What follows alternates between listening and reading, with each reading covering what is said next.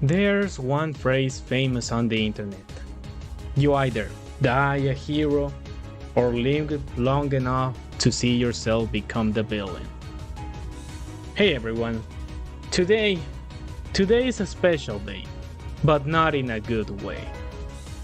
Today, we're here to see the death of physical games, and it's also when the games became a luxury. You probably think I'm exaggerating, but let me explain, okay? Let's talk about this, like reasonable human beings. Many things about the Switch 2 made me feel excited, but there were some small choices that made me raise an eyebrow. Some games come exclusively to Switch 2? That's weird, but it's probably nothing. I expected Mario Kart to come to both Switch 1 and Switch 2, but it's not a big deal. Actually, many games shown in the Nintendo Direct were exclusive to the Switch 2. And enhanced Switch games for the Switch 2? That would be so cool! Although no mention of how much the enhanced version is gonna cost, or how much is gonna cost the upgrade. Suspicious. Well, besides some technical problems with the Direct, everything was looking great. I was even considering buying it day one. The first console I will buy day one. But how much is gonna cost? $450! Holy shit! Oh, and it's 500 for the limited edition of Switch including Mario Kart.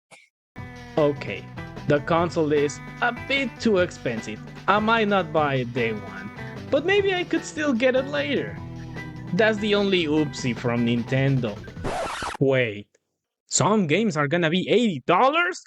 No, that's too much. I guess I could get it when the stores in retail make it cheaper. Why are you laughing? That's not the normal price for the video game. That's the price for only the digital version. What the fuck? It's over. It's actually over. Come on, it's not that bad. It's only Mario Kart World that is expensive. You don't get it, right? It's not about Mario Kart being $80. It's about a video game suddenly selling at $90, which, adjusting with taxes, it will be $100 for only one game. I hope this is wrong, that this is just misinformation. Maybe this is not for USA and Japan, but it might be for many other countries. Many developers wanted games to cost more, but these developers know that they cannot do it because it will have a huge backlash. Some companies were hoping for GTA 6 to sell at $100, because the moment one big developer sells the game at a certain price and it's a success, that means that they now normalize the prices to get higher. If Mario Kart World is successful, which I'm 90% sure it's gonna, it will raise the prices of all video games. So now the standard price is gonna be $80 to $90.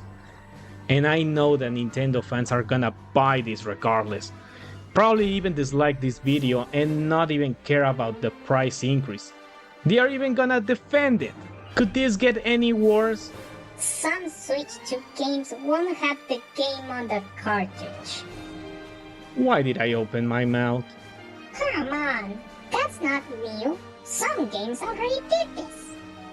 Okay, but the problem is that now they will do it with freaking $90 games. The other ones were $60.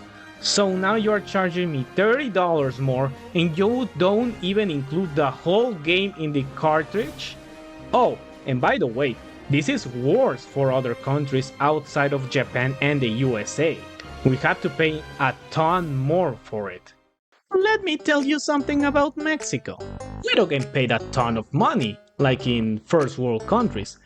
That's why some items and services are cheaper, like Netflix. Some of them. video games is not one of them.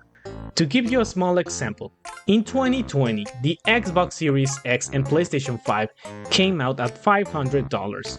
Converting that to Mexican pesos is 10,000 pesos.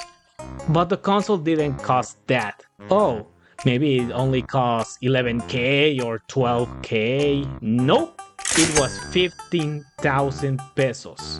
So many people stayed with their Xbox One, PlayStation 4, and especially for the Switch since it was the cheaper one. Not all people have the money for it, especially here.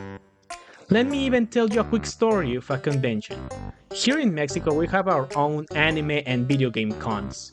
They have tournaments for some video games, usually fighting games, since fighting games are popular in Mexico. So there was a small tournament of Smash Bros, a tournament for Dragon Ball Fighters, a tournament for Just Dance, yeah, those exist, and finally, a tournament for the new Mortal Kombat 1. I looked at it, and to my surprise, it was the Switch edition. You know, the worst one. The one with the terrible graphics. The one with the bad performance. And especially the one that is slightly the cheaper one to play, since the Switch is the cheapest console in the market right now. Here many people don't care about graphics or performance, it's about being affordable. This is going to impact hard in Latin America. Oh, and don't get me started on problems with the Switch too. It looks like it's having problems with retro-compatible games. Nintendo said that some are not working right now. That list includes Fortnite. As I saw this announcement, I was very hyped. I couldn't wait to see and play the Switch too. I mean, to be fair, Game Share is a really good feature. Being able to share your game properly, just like that, even when the people don't have the game, that's cool. And the Pro Controller, not bad. Looks good. Not awesome, but it looks like a fine and functional, good Xbox controller, but with back buttons. But now, I think I'm done. Video games might get too expensive for normal people. Oh, and remember that Nintendo doesn't reduce the prices of his video games. This meme perfectly represents of how I feel right now. My disappointment is unmeasurable. And my day is ruined.